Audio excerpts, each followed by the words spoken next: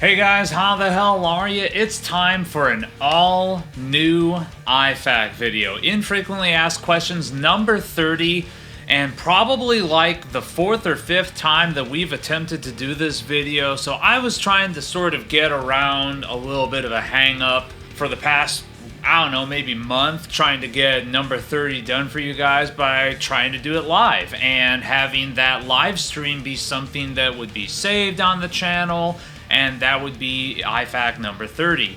But for whatever reason, and I've heard a few reasons why this might be, and okay, I'm looking into it, but for whatever reason, the streams that I was doing on YouTube for those iFAQs were just never saving. So I would do the live stream and then it would just be gone, just completely disappear.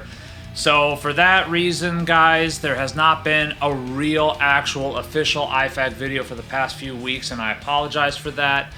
Here we go, though. Let's do an actual, real deal iFAQ video where I answer your guys' questions, and I edit it and get it posted live so that you guys can watch it now on Saturday at 10 a.m. So thank you guys so much for your patience, and thank you guys also for your patience for letting me work through a few things. Those of you guys that do sign in to watch me on the various live streams on the Twitch, for example. By the way, follow me on twitch.tv/ArnoldPlaysGuitar. There is going to be more streaming very, very shortly. But I actually haven't been streaming for the last week and a half, I want to say, because I've been trying to play catch up with a few things. So in all fairness, when my employment status changed at the end of October, that kind of threw everything for a loop for me. And one of the things I did was I feel like I kind of bit off more than I could chew from a lot of different avenues as far as the content creation goes. So now as a result, I am playing catch up a little bit, and that's why I haven't been streaming so much. I've been trying to shoot some actual videos, trying to edit them so that I can get them going live for you guys. I'm kind of almost there, I'm kind of almost caught up, and I appreciate your guys' patience with me. And without any more sort of like diving into my personal life, let's just get right on into diving into my personal life with some of these questions. Arnold, have any of these demo songs been considered for your solo music? Some of them are pretty gnarly, my dude, haha. So to be perfectly honest with you, all of the music that I come up with for these demo songs is something that could be considered for my solo music in the future. Whether it be that I'm doing something more black metal, something more death metal, something thrashy, whatever. It's just a matter of me getting off my duff to get some of this stuff finished. I need to actually get some of this music done.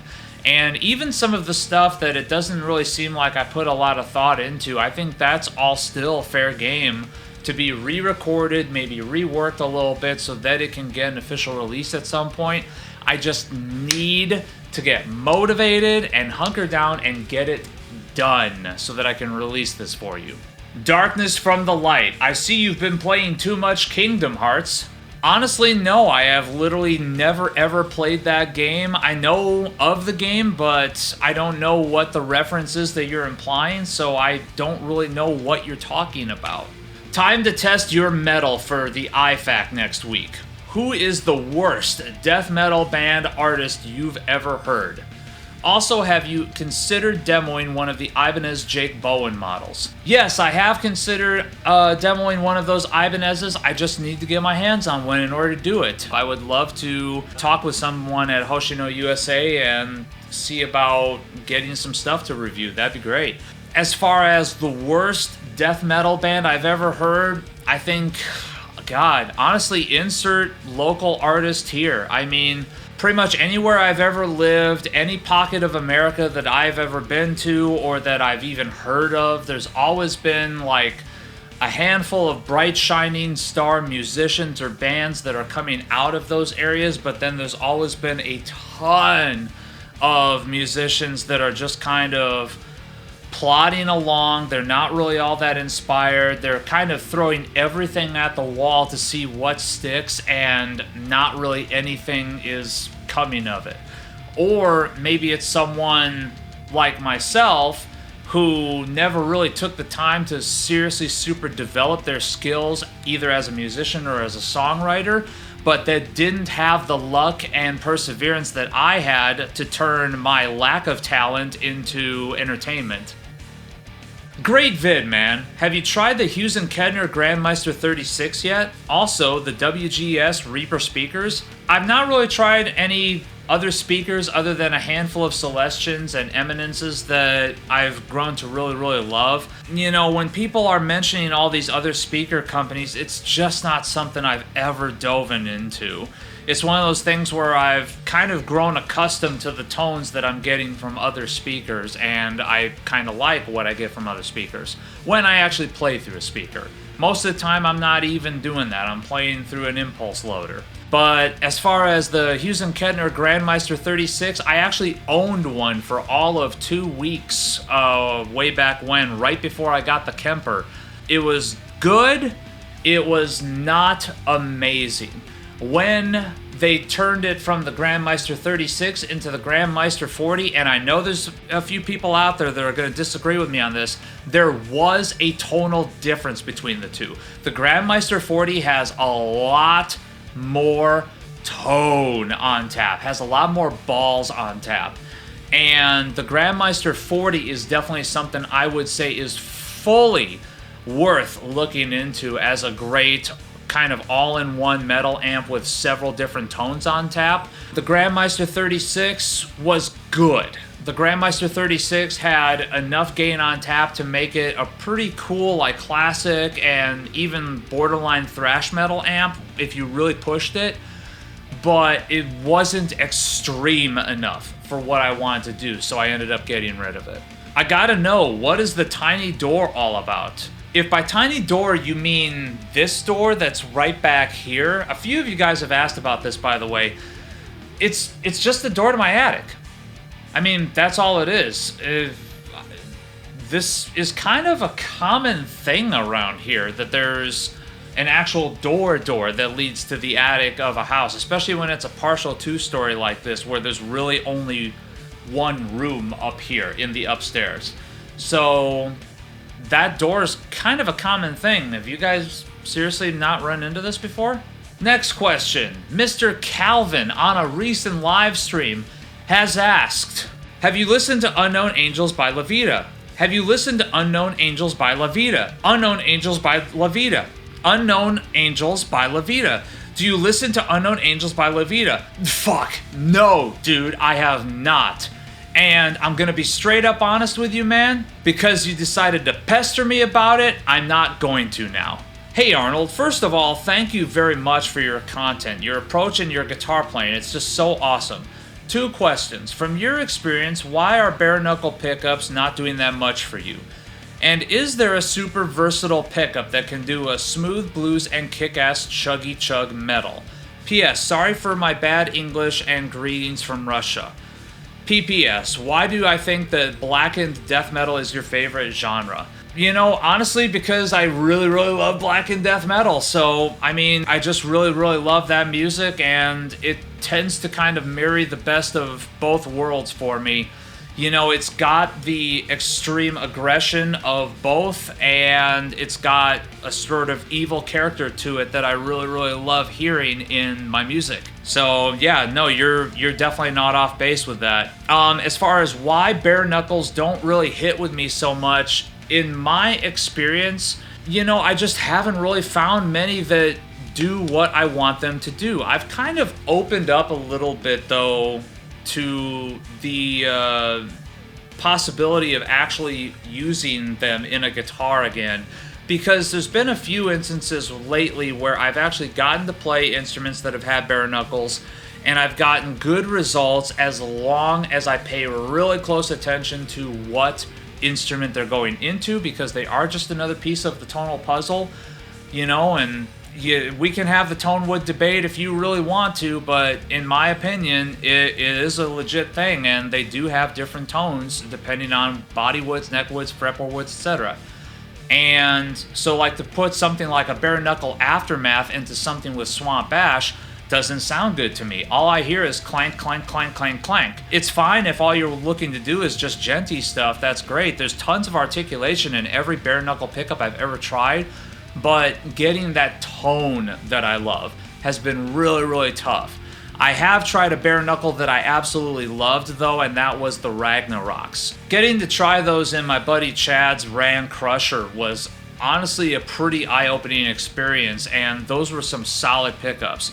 Also, being able to try those pickups in a setting where I'm doing a lot of multi-tracking has honestly been a really good experience too, because having a little bit thinner tone and way more articulation, but then you're double tracking it, you're quad tracking it, tends to really, really thicken things up, but at the same time not super thicken it up like it can with some other pickups that are out there. Now, as far as a super versatile pickup, I would honestly just recommend the Seymour Duncan Alnico 2 Pro. You know, there's a reason why I keep using that frame as television in a lot of tone demos when I'm checking out different pedals and different amps. It's because that pickup kind of does it all. It's got a really nice warm sound because of those Alnico magnets that are in there. Just the right amount of articulation. I mean, I can drop that guitar down in tuning quite considerably and it just sounds massive. But at the same time, you know, clean up the signal quite a bit, kick on that neck pickup, and I'm totally in some really hard rock and bluesy territory. It's great. Love your approach to trolls, LOL. Question, do you have a favorite single cut? Les Paul, Eclipse, etc.? And greetings from New Zealand. So I'm definitely going to go with the Frameless Pantera on this because ever since I've gotten this has been one of my main instruments.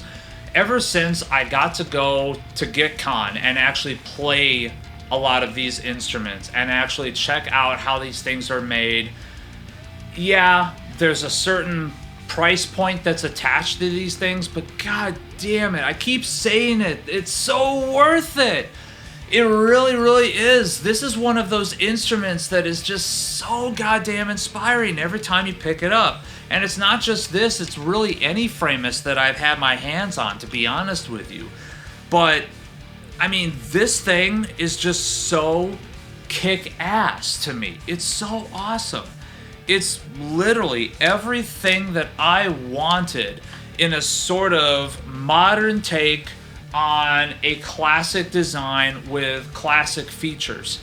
Yeah, you can get custom shop versions of this, you can get team built versions of this that have more basic, more traditional features, like the 24 3/4 neck, maybe the Alnico 2 Pro humbuckers, but my god, dude, this thing, it fucking rips. It really, really does. I mean, there's a reason I'm never ever gonna part with this thing. It's just so fucking perfect. What is your signal chain and which DAW do you use to record? So my signal chain has been kind of changing a lot. It goes from the guitar into a Radial Pro DI direct box. And what that does is that actually splits off the signal. I send a clean, unfucked with DI signal to channel 4 of my Focusrite 18i8, which is the interface that I use. The other signal that comes from that DI actually goes through my pedal board, which can have any number of stuff on it, but it goes through my pedal board, and then from there, from the pedal board, it goes into my KHE amp switcher. From the KHE, it goes into whatever amp it's going through. From whatever amp, it goes back into the KHE, which then goes into usually the 2 notes captor, which acts as a load box before I send it into channel 2 of my Focusrite interface. From the Focusrite, it then goes into Logic Pro X. There's my signal chain: guitar, pedal board, amp switcher, amps, the 2 notes, the Focusrite into Logic Pro X. And now it's time for this week's Troll of the Week. And this week's Troll of the Week,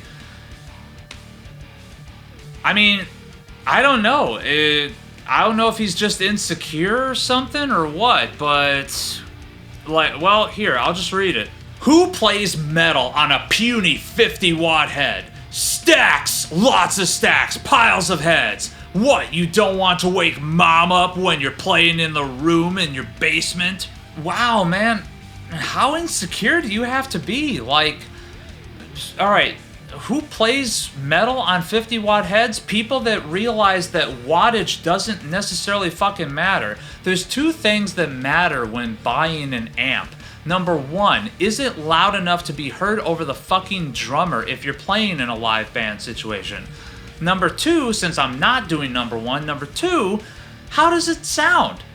That's really it. Like, that's what I want. It doesn't matter how many watts it has. It doesn't even matter if it's tube or solid state. It doesn't even matter necessarily what tubes are in it, if it is tube. What matters is, does it sound kick ass? And I'm really happy with the setup that I've got here. I've got a few different heads, man, and I'm not disparaging like using higher wattage heads. By all means, if you want to load up on 100, 150, 120 watt heads, whatever, go for it, dude. Make yourself happy. But don't attack me because my favorite amp that I own is a 50 watt versus the 100 watt ones. If I'm getting a tone that lays fucking waste to most other amps that I have played through, then fucking who cares how much wattage it has? I certainly don't. I'm happy with what I own. So thank you guys so much for tuning in. Remember to like this video, subscribe to this channel. There's tons more metal, guitar-oriented content to come. And remember, please, take what you do seriously. And for fuck's sake, man, stop taking yourself too seriously.